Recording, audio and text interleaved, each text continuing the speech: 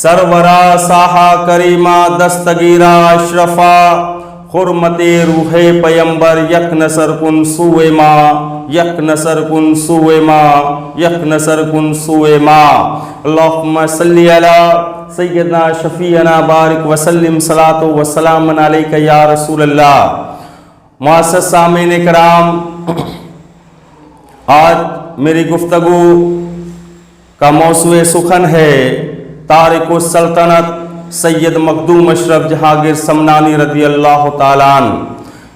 حضرت مخدوم پاک یہ کون ہیں، ان کا مقام کیا ہے، ان کا مرتبہ کیا ہے؟ تو معزز سامعین کرام، میں آپ کو بتا دوں کہ مخدوم سمنا اور حضور غریب نواز رضی اللہ تعالیٰ عنہ کے درمیان 5 واسطے ہیں۔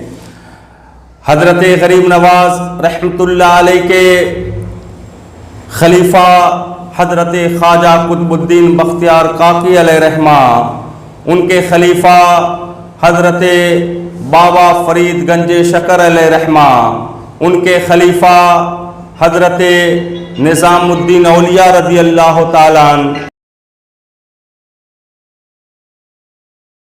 اخی سراج آئین ہند رحمۃ اللہ علیہ، ان کے خلیفہ حضرت علاء الحق پنڈوی رحمۃ اللہ علیہ۔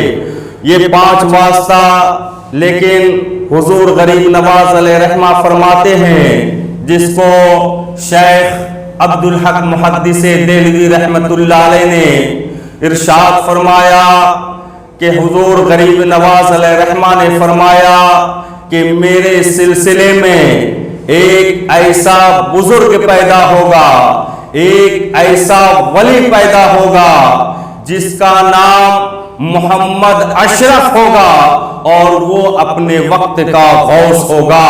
معزز سامعین کرام، اب دیکھیے، ہم اہل سنت کے لیے حضور غریب نواز کا فرمانا کافی ہے، اور تحقیق کے لیے حضور شیخ عبدالحق محدث دہلوی کا یہ فرما دینا، اپنی کتاب میں لکھ دینا کافی ہے کہ حضور غریب نواز نے فرمایا کہ میرے سلسلے میں ایک ایسا ولی ہوگا جو اپنے وقت کا غوث ہوگا اور اس کا نام محمد اشرف ہوگا۔ یہ حضور مخدوم سمنا کا مقام ہے دوستو، حضور مخدوم پاک کا مقام ہے کہ ابھی آپ پیدا بھی نہ ہو رہے ہیں اور آپ کی غوثیت کا تذکرہ ہو رہا ہے۔ اور اگر روایتوں میں دیکھیں گے تو ایک روایت میں آتا ہے کہ ایک شخص حضور غوث اعظم رضی اللہ تعالیٰ عنہ کی بارگاہ میں حاضر ہوتا ہے اور آنے کے بعد غوث پاک سے عرض کرتا ہے، حضور مجھے ہمارے لیے دعا فرما دیجئے کہ اللہ تعالی ہمیں ایک بیٹا عطا فرما دے، دعا فرما دیجئے کہ رب کائنات ایک بیٹا عطا فرما دے۔ حضور غوث اعظم رضی اللہ تعالیٰ لوح محفوظ کی طرف نگاہ کرتے ہیں اور ارشاد فرماتے ہیں، تمہاری قسمت میں کوئی لڑکا نہیں ہے۔ آنے والے نے کہا، حضور اگر مقدر میں بیٹا ہوتا، قسمت میں میرے بیٹا ہوتا تو میں آپ کے پاس کیوں آتا؟ اور حقیقت بات یہ ہے کہ ایسے ہی مانگنے والے کو اللہ تعالیٰ عطا فرماتا ہے۔ فرمایا بس آپ دعا کر دیں، آپ کی نگاہ پڑ جائے، اللہ تعالیٰ مجھے اولاد عطا فرما دے گا۔ غوث پاک نے فرمایا، میری پشت میں ایک لڑکا ہے، وہ میں تمہیں عطا کرتا ہوں، وہ میری پشت کا ہے لیکن تمہارے صلب سے پیدا ہوگا۔ اور غوث پاک نے وہ اپنے پشت کا لڑکا عطا کر دیا، اور وہ جو پیدا ہوا وہ کوئی اور نہیں، شیخ محی الدین ابن عربی رضی اللہ تعالیٰ عنہ ہے۔ وہ فرماتے ہیں کہ ایک مرتبہ جب میں حج کو گیا، خانہ کعبہ کا طواف کر رہا تھا، بہت بھیڑ تھی، لوگوں کا مجمع تھا، ازدحام تھا، پیر رکھنے کی جگہ نہ تھی، لیکن میں نے ایک شخص کو دیکھا جو بالکل آگے بڑھتا جا رہا ہے، لوگ راستہ چھوڑتے جا رہے ہیں، وہ آگے بڑھتا جا رہا ہے، لوگ ہٹتے جا رہے ہیں، بالکل آرام سے اطمینان و سکون کے ساتھ وہ خانہ کعبہ کا طواف کر رہا ہے۔ حضرت شیخ محی الدین ابن عربی رحمت اللہ علیہ فرماتے ہیں کہ میں نے اس جوان کو، اس شخص کو کہا السلام علیکم، تو انہوں نے مجھے جواب دیا وعلیکم السلام یا محی الدین ابن عربی۔ مجھے اور تعجب ہوا کہ یہ مجھے پہچانتے کیسے ہیں، یہ مجھے جانتے کیسے ہیں، ان کو میرے بارے میں کیسے پتا چلا؟ فرماتے ہیں کہ میں نے اس سے پوچھا کہ آپ ذرا مجھے بتائیں کہ اس دور کا غوث کون ہے؟ معزز سامعین کرام، میں ایک بات یہاں پر عرض کر دوں کہ ہر دور میں غوث ہوتا ہے جو تمام ولیوں کا سردار ہوتا ہے، لیکن غوث اعظم صرف سید عبد القادر جیلانی رضی اللہ تعالیٰ عنہ ہے۔ سب سے پہلے غوث اعظم مولا علی ہے، اس کے بعد امام حسن ہے، اس کے بعد امام حسین ہے، اس کے بعد حضرت امام زین العابدین ہے، اس کے بعد امام باقر ہے، اس کے بعد امام جعفر ہے، اس کے بعد حضرت موسیٰ کاظم ہے، اس کے بعد حضرت امام تقی ہے، امام نقی ہے، امام حسن عسکری ہے، اور اس کے بعد غوث اعظم کا جو منصب عطا کیا گیا ہے وہ سیدنا عبد القادر جیلانی رضی اللہ تعالیٰ کو ہے۔ آپ اس کے بعد قیامت تک کوئی غوث اعظم نہیں ہوگا، ہاں حضرت امام مہدی رضی اللہ تعالیٰ غوثیت کبریٰ کے مقام پر فائز ہوں گے۔ غوث اعظم کوئی نہیں ہوگا، لیکن غوث ہر دور میں ہوتا ہے۔ تو اس بزرگ سے حضرت محی الدین ابن عربی رحمت اللہ علیہ نے فرمایا کہ مجھے آپ یہ بتا دیں کہ اس دور کا غوث کون ہے؟ تو انہوں نے فرمایا اس دور کا غوث میں ہوں، میرے بعد جو غوث ہوں گے وہ جلال الدین ہوں گے، اور اس کے بعد جو غوث ہوں گے وہ تارک السلطنت سید مخدوم اشرف جہانگیر سمنانی ہوں گے۔ یہ میں نہیں بلکہ شیخ محی الدین ابن عربی رحمت اللہ علیہ فرما رہے ہیں، ابھی مخدوم پاک کی ولادت نہیں ہوئی ہے، آپ کی غوثیت کا ڈنکا بج رہا ہے۔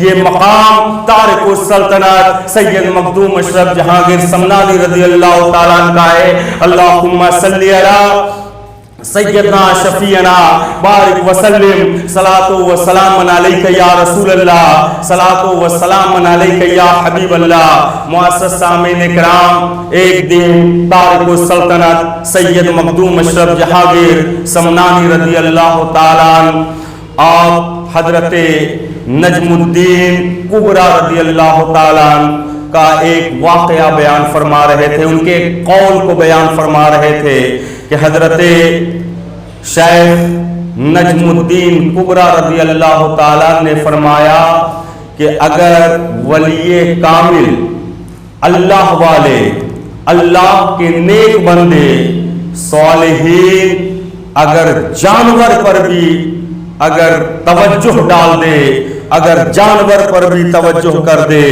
تو اس جانور پر بھی اس کا اثر ہو جاتا ہے، اس پر بھی وجد کی کیفیت طاری ہو جاتی ہے۔ حضرت نجم الدین کبریٰ رضی اللہ تعالیٰ عنہ کا یہ قول حضرت مخدوم سمنا اپنے مریدوں میں بیان فرما رہے تھے۔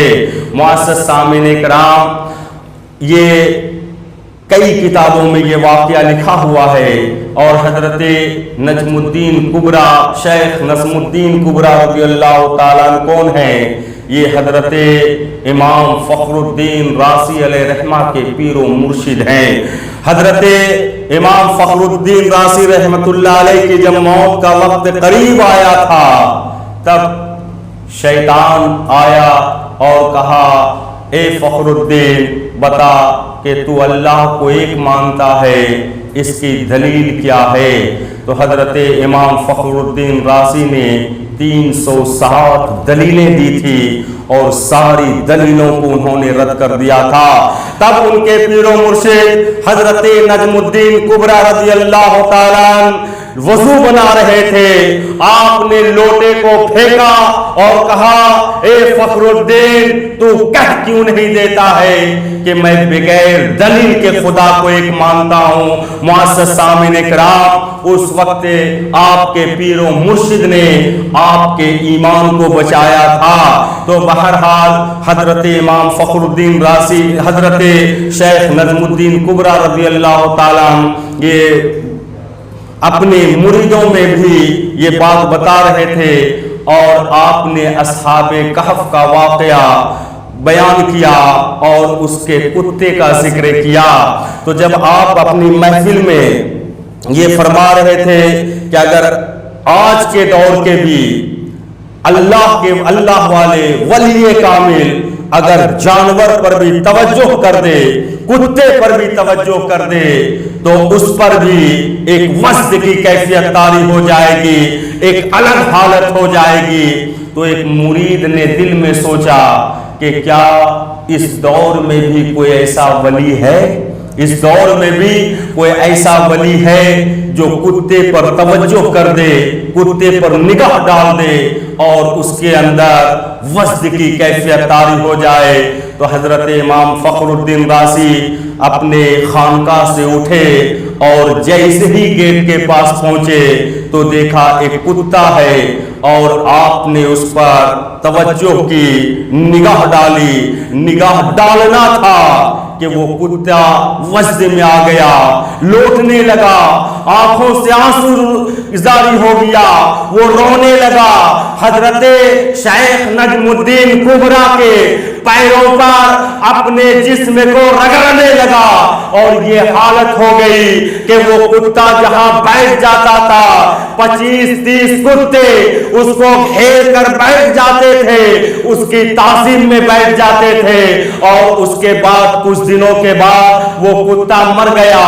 जब मखदूम पाक ने ये वाकया बयान किया तो एक मुरीद आपका था, उन्होंने सोचा कि आज के दौर में भी कोई ऐसा अल्लाह वाला है, कोई ऐसा अल्लाह का वली है, कोई वली कामिल है जो जानवर पर तवज्जो कर दे और उसकी हैयत बदल दे, उसकी क्या कहते हैं उस पर मस्द तारी हो जाए। तो मखदूम पाक ने फरमाया कि वो जो बिल्ली रखी हुई है वहां बिल्ली है, कमाल की बिल्ली है, वो बिल्ली को लेकर आओ। वो बिल्ली लाया गया, मखदूम पाक की महफिल में बैठा दिया गया।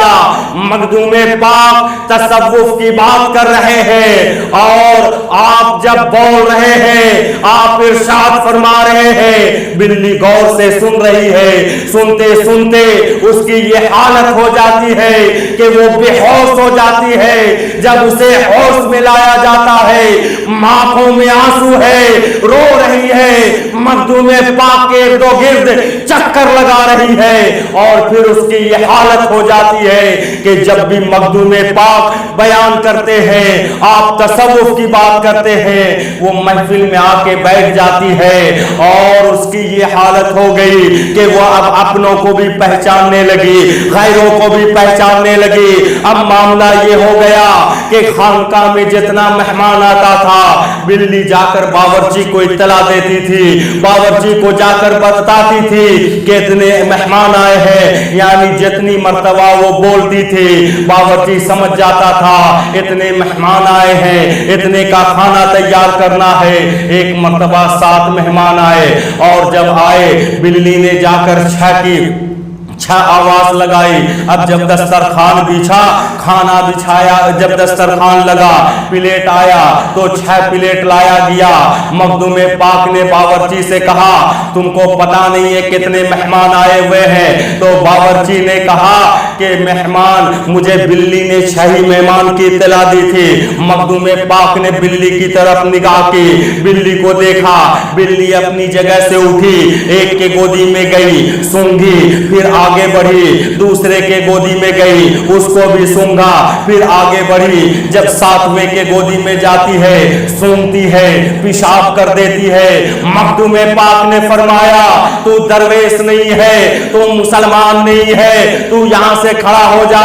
वो शख्स खड़ा होता है, मखदूम सिमना के कदमों पे गिर जाता है और कहता है कि मैंने कई अल्लाह वालों की बारगाह में सिर्फ उसका इम्तिहान लेने के लिए सूफियों का लिबास पहनकर उसके पास गया कि वो मुझे पहचान जाए।